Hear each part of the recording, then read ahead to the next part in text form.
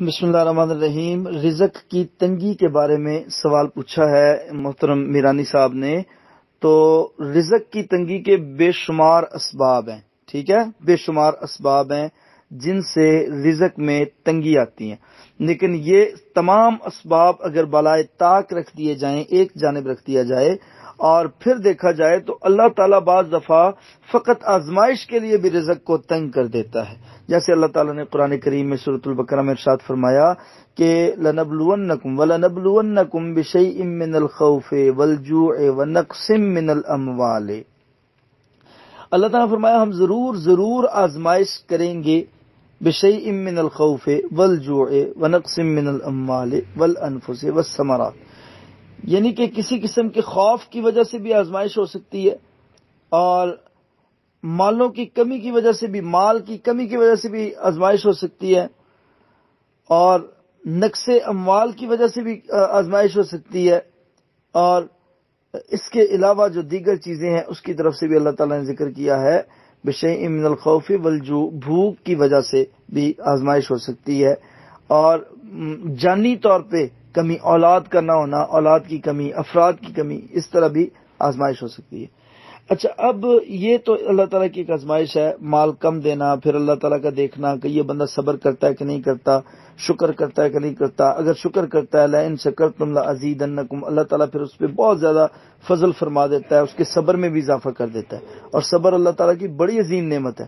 وَبَشِّرِ الصَّابِرِينَ، اگر وہ صبر کرنے والا ہوتا ہے تو اللہ تعالیٰ ایسے صابرین کو پسند کرتا ہے، ان کو بشارت بھی دیتا ہے۔ اچھا، لیکن کیا یہ ایک پہلو ہو گیا کہ اللہ تعالیٰ کی طرف سے بھی غربت ہوتی ہے، مال کی کمی ہوتی ہے؟ کیا دوسرا رخ یہ ہے کہ ویسے اس کے علاوہ بھی مال کی کمی ہوتی ہے، کرودھ کی وجہ سے، گھریلو لڑائی، ہاں اس کی وجہ سے بھی ہوتی ہے۔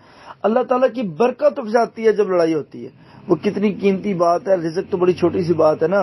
نبی صلی اللہ علیہ وسلم گھر سے نکلے صحابہ کرام کو وہ رات بتانے کے لیے جس رات کے بارے میں اللہ تعالیٰ نے فرمایا لیلۃ القدر خیر من الف شہر، وہ 1000 مہینوں سے بہتر رات ہے جس کو لیلۃ القدر کہا جاتا ہے۔ تو نبی صلی اللہ علیہ وسلم فرماتے ہیں کہ رستے میں نے 2 صحابہ کرام کو جھگڑا کرتے ہوئے دیکھا، اس جھگڑے کی نحوست اتنی تھی کہ اللہ تعالیٰ نے وہ برکت والی چیز جو ہے وہ میرے ذہن سے بھلا دی، میرے ذہن سے ہی نکل گئی، ٹھیک ہے نا جی۔ تو گھریلو جھگڑا، یہ لڑائی، یہ ساس بہو کا جھگڑا یا بھائیوں کا جھگڑا یا آپس میں ہر وقت بحثتے رہنا، اس سے بد اتفاقی اور جو ہے وہ بے اعتمادی پیدا ہوتی ہے، تو اس کی وجہ سے بھی بعض دفعہ رزق میں کمی آ جاتی ہے۔ یہ کوئی بڑی بات نہیں ہے، بالکل ہو جاتی ہے۔ تو لہٰذا ان تمام چیزوں سے بچنا چاہیے اور احتیاط کرنی چاہیے، ایک دوسرے کا تکریم لحاظ کرنا چاہیے، محبت کرنا چاہیے، تعاون کرنا چاہیے، برکتیں سمیٹنے کے لیے اتفاق کو قائم کرنا چاہیے، اتحاد کو قائم کرنا چاہیے، ٹھیک ہے۔ وہ کتنی بڑی روایت ہے، نبی صلی اللہ علیہ وسلم نے فرمایا من لم یرحم صغیرنا ولم یعقر کبیرنا، جو چھوٹوں پہ رحم نہیں کرتا، بڑوں کا احترام نہیں کرتا، وہ ہم میں سے نہیں۔